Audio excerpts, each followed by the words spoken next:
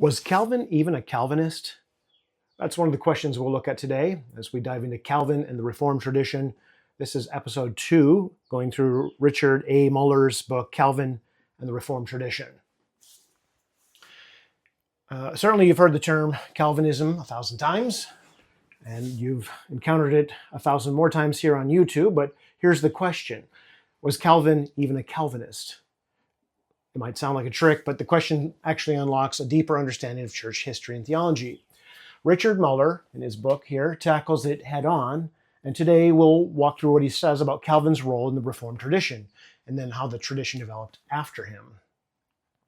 Section 1. What does Calvinism even mean?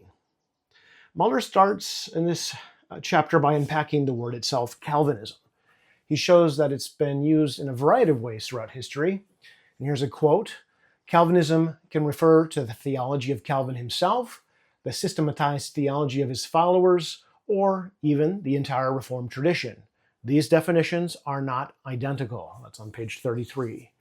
That's why there's confusion. If you mean Calvin's personal theology, yes, he's a Calvinist. But if you mean the entire Reformed tradition, especially what developed after him, it's obviously more complicated. And of course, if you equate Calvinism with the 5 points from the Synod of Dort, then of course you can include all sorts of individuals outside the Reformed tradition. Section 2, the myth of the Calvin-centric tradition. Muller pushes back against what he calls the Calvin-centric master narrative. This is the idea that Calvin single-handedly defined all Reformed theology.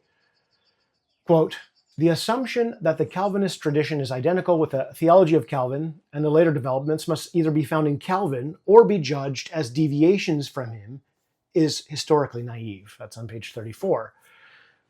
Calvin was a towering figure, obviously, but Reformed theology grew in complexity long after his death, shaped by dozens of theologians working in new contexts. Section 3, what changed after Calvin?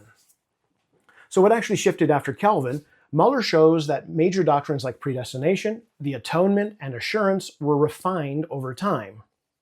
Quote, the doctrine of predestination, for example, was given more precise formulation in the later tradition than is found in Calvin. That's on page 36.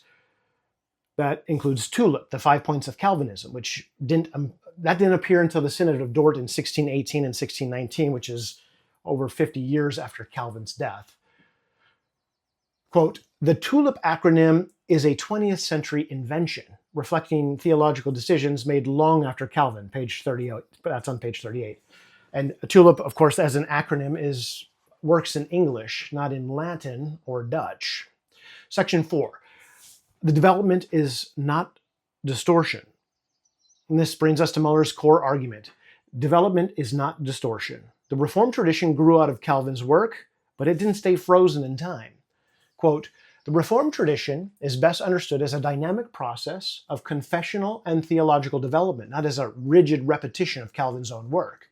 That's found on page 40.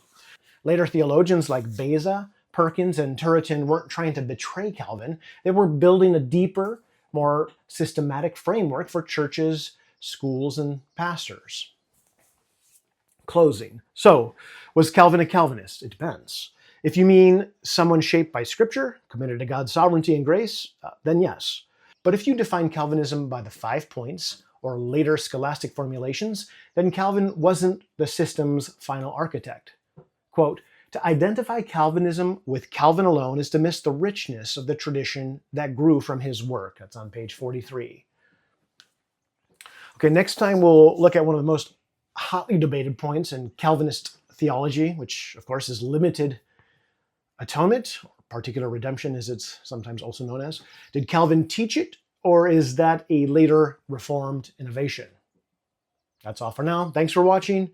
If this series is helping you rethink Reformed theology, hit subscribe, and let's keep learning together.